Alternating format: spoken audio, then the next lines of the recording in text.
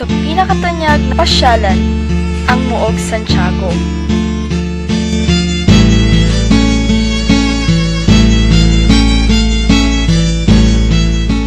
O kilala bilang Fort Santiago. Ito ay isang lugar sa Maynila at kilala bilang napapaderang lungsod. Matatagpuan ito sa Intramuros, malapit sa ilang pook palatandaan ng lungsod. Sinasabing makasaysayang pook ang Fort Santiago dahil nagsilbi itong palasyo ni Raja Sulaiman, isang pinunong Muslim noong pre-Spanish time hanggang sa sakupin ito ng mga Espanyol at nagsilbing kuta nila. Noong ikalawang digmaang pandaigdig ay nakuha ito ng mga Hapones at kalaunan ay nadiskubre nila ang paggamit ng Bartolina o kulangan kung saan doon kinulong, pinahirapan at pinatay ang mga Pilipinong mandirigma. Isa na nga doon ang ating pambansang bayan na si Dr. Jose Rizal.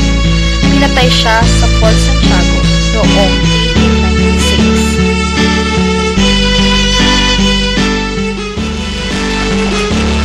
Kaya't halina't samahan tuming tuklasin ang kasaysayan ng Fort Santiago at saksihan ang kagandahang bumabalot dito.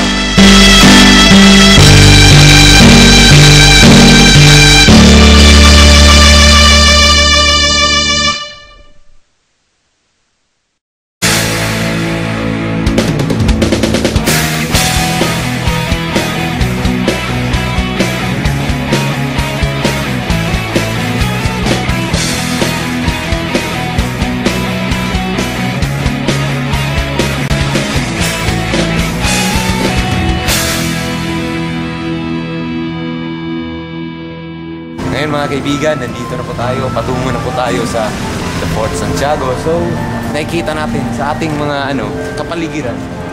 Di ba? Dito po ang isa sa mga espiritu ng Intramuros. Isa sa mga buhay ng Intramuros. So, ito, nakikita natin, malapit na tayo. So, let's go! Nandito na kami sa Fort Santiago!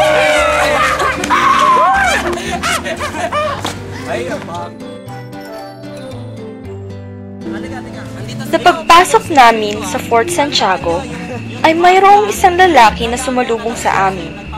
Siya ay si Kuya Tongs, isang tour guide na nagmabuting loob sa amin at tinulungan kami sa aming paglalakbay sa Fort Santiago. Sa project ninyo, 4.5 kilometers to. Yung octagonal shape.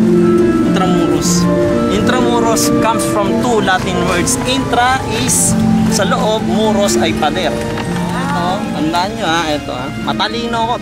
Ito ang Fort Santiago. Santiago sa Tagalog ay sa English, Saint James.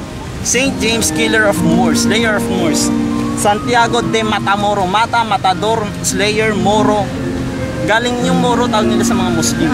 Moro. Kasi noong araw, Spain, ang Morocco nandito. Nung papasukin sila ng Morocco, ang mga Spanish, tinawag nilang Moro yung mga Moroccans. Moro. Tawag nila sa mga Muslim din, Moro na. Yes! Pagdag kaalaman mula kay Kuya ko. So kuya, ito lang yung, as in, ito lang lang. Ito. Hindi, nandun ka, nandito. Yan. Sige kuya. Ano niya siya, no?